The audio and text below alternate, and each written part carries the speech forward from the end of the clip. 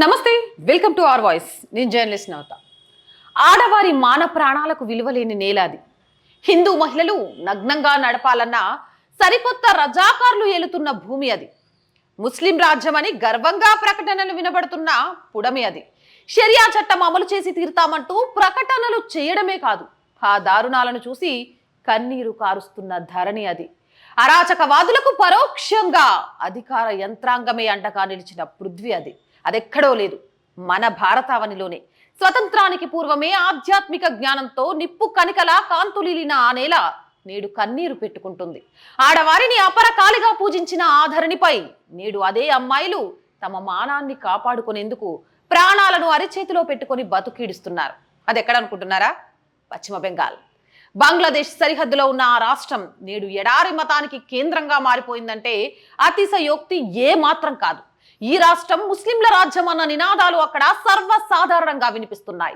అధికార పార్టీ నాయకులే మైనారిటీలమని చెప్పుకునే మతస్థులకు కొమ్ము కాస్తారు. హిందువుల పండుగలకు ఎన్నో ఆంక్షలు అమలవుతాయి. కాదు అని పండగలు చేసుకుంటే తగలబెట్టేస్తారు. అయోధ్యలో రామాలయ ప్రాణ ప్రతిష్ఠ వేళ ముఖ్యమంత్రి సర్వమత సద్భావన ర్యాలీ పేరుతో ముస్లిం అనుచరులతో కలిసి నిర్వహిస్తారు. అది అక్కడ మహిళా ముఖ్యమంత్రి నిర్వాకం. ఓ మహిళా అధికారికి కేంద్రంగా ఉన్న ఆ రాష్ట్రంలో నేడు ఆడవారి దీనస్థితి చూస్తే గుండెలు బద్దలవుతాయి. సందేశ్ కలి ఘటన మానవత్వం ఉన్న మనిషిని భారతీయుడు అని సగర్వంగా చాటుకునే వారిని తల దించుకునేలా చేసింది. ఇటీవల రాయ్గంజ్లో వివాహేతర సంబంధం పెట్టుకుంటుందన్న ఆరోపణలతో ఓ మహిళను నడి రోడ్డుపై చితకబాదిన దృశ్యాలు ఆ ప్రాంతంలో ఆడవారి స్వేచ్ఛకు నిదర్శనంగా నిలుస్తాయి.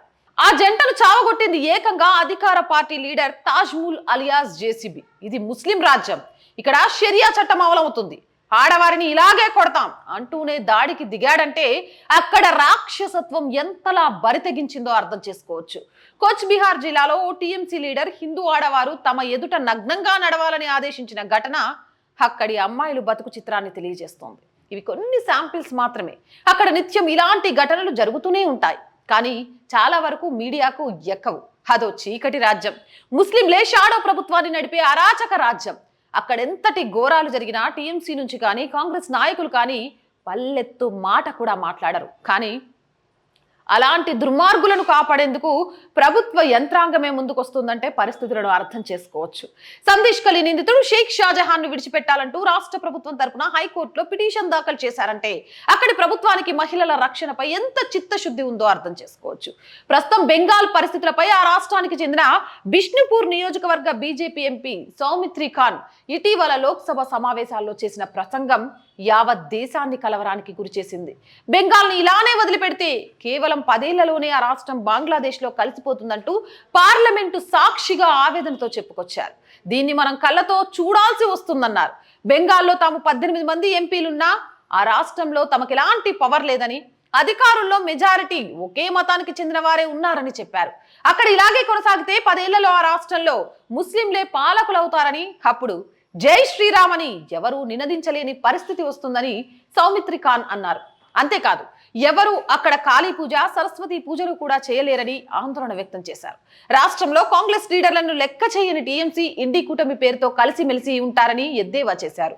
సార్వత్రిక ఎన్నికల సమయంలో కాంగ్రెస్ లీడర్ అధిర్ రంజన్ చౌదరి సైతం బెంగాల్లో దీదీ ప్రభుత్వ అరాచకాలను సహించలేక ఏకంగా బీజేపీకి ఓటేయాలని పిలుపునిచ్చారంటే అక్కడి పరిస్థితులు ఎలా ఉన్నాయో తెలుసుకోవచ్చు.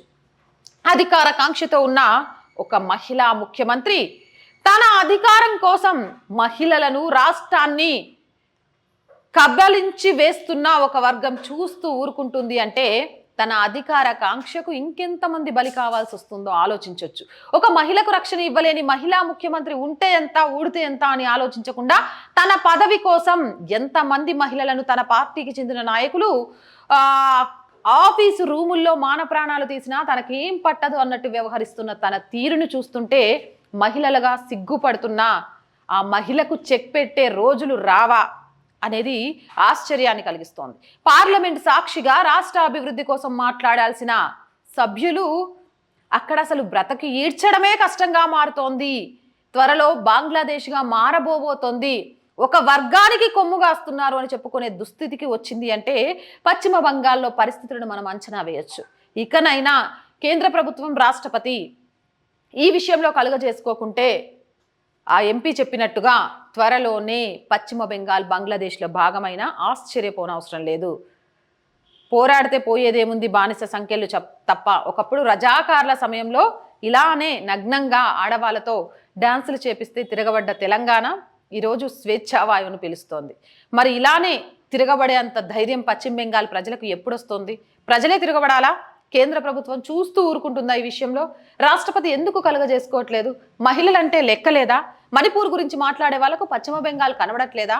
ఇలా పశ్చిమ బెంగాల్కి సంబంధించి అనేక ప్రశ్నలున్నా ఈ ప్రశ్నలుగానే మిగిలిపోతున్నాయి తప్ప సమాధానాలు దొరకట్లేదు.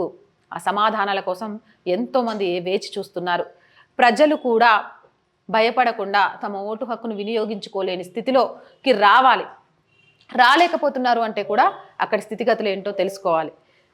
ఇప్పటికైనా కేంద్ర ప్రభుత్వాలు, రాష్ట్రపతి పశ్చిమ బెంగాల్ విషయంలో కఠిన నిర్ణయాలను తీసుకోకుంటే మాత్రం ఒక్క ఆడపిల్ల విషయంలో అన్యాయం జరిగినా, దేశాన్ని అగ్రగామిగా నిలబెట్టినా కూడా దండగే. ఎందుకంటే భరతమాతను భారతదేశంలో మాత్రమే ఆడవారికి విలువ ఉంటుంది. అలాంటి ఆడవాళ్ళ మాన ప్రాణాలకి రక్షణ ఇవ్వనప్పుడు ఈ దేశం ప్రపంచ పటాల్లో ఎక్కడుంటే మాత్రమే ఏముంది చెప్పండి? ఒక్కసారి ఆలోచించండి. మీరేమంటారు? కామెంట్ సెక్షన్లో పెట్టేయండి. ఇలాంటి మోర్ వీడియోస్ కోసం మన ఛానల్ని వెంటనే సబ్స్క్రైబ్ చేయండి. చాలామంది వీడియోస్ చూస్తున్నారు, మళ్ళీ చెప్తున్నాం, చూసిన ప్రతి ఒక్కరూ ప్లీజ్ దయచేసి ఛానల్ని సబ్స్క్రైబ్ చేశామా లేదా అనేది చెక్ చేయండి. మీ అందరి సబ్స్క్రిప్షన్ అలాగే మీ అందరి లైక్ ఈ ఛానల్కి చాలా అవసరం. మీరు ఎంత లైక్ చేస్తే ఛానల్ అంత షేర్ అవుతుంది. మీరు ఎంతమంది సబ్స్క్రైబ్ చేస్తే ఈ ఛానల్కి అంత బలం వస్తుంది. అలాగే మీ అందరి సపోర్ట్ కూడా ఈ ఛానల్కి చాలా అవసరం. మీ అందరూ సపోర్ట్ చేస్తే ఖచ్చితంగా ఒక చిన్న ఆఫీస్ స్పేస్ తీసుకోవాలి అనుకుంటున్నాము, రెంట్ బేస్ మీద. కొంత ఎక్విప్మెంట్ కూడా తీసుకోవాలి, కొన్ని కార్యక్రమాలు చేయాలి. ఆర్థికంగా ఒక్కదాన్ని ఇవన్నీ తీసుకొని ఛానల్ని ముందుకు తీసుకెళ్ళలేను. బట్ ఇలా జాతీయవాదాన్ని జనాల్లోకి తీసుకెళ్ళేటప్పుడు విమర్శించడానికి కాల్స్ చేసే వాళ్ళు ఉంటారు, కానీ సహకరించడానికి కాల్స్ చేసేవాళ్ళు చాలా తక్కువ. అయినా కూడా నడిపిస్తున్నాను అంటే మీ అందరూ కూడా అభిమానించి సపోర్ట్ చేయడమే. అలానే మీరంతా సపోర్ట్ చేయండి. ఖచ్చితంగా బ్రేక్ ఈవెన్ చేరుకున్న తర్వాత నేనే ఒకరికి సపోర్ట్గా ఉంటాను. ఆ బ్రేక్ ఈవెన్ వరకు మాత్రం మీ అందరి సపోర్ట్ నాకు కావాలి. సపోర్ట్ చేయాలి అంటే సబ్స్క్రిప్షన్ పక్కనే జాయిన్ అనే బటన్ కనిపిస్తుంది. 1 to 5 లెవెల్స్ ఉంటాయి. ఏదో ఒక లెవెల్లో సపోర్ట్ చేయండి, లేదా స్క్రీన్ మీద గూగుల్ పే, ఫోన్పేతో పాటు అకౌంట్ డీటెయిల్స్ ఉంటాయి, అలా కూడా సపోర్ట్ చేయొచ్చు. అండ్ వ్యాపార ప్రకటనల ద్వారా కూడా సపోర్ట్ చేయొచ్చు. మీ వ్యాపార రంగాన్ని విస్తరించుకోవచ్చు. 8328500576 నెంబర్కి కాల్ చేయండి. గుర్తుపెట్టుకోండి, వ్యాపార ప్రకటనల కోసం మాత్రమే. వ్యాపార ప్రకటనల కోసం అని కాల్ చేసి వ్యక్తిగతంగా ఇబ్బంది పెట్టే ప్రయత్నాలు చేయొద్దు. ప్లీజ్ అర్థం చేసుకుంటారని ఆశిస్తున్నాం. So please subscribe our channel, support our channel. జై భారత్.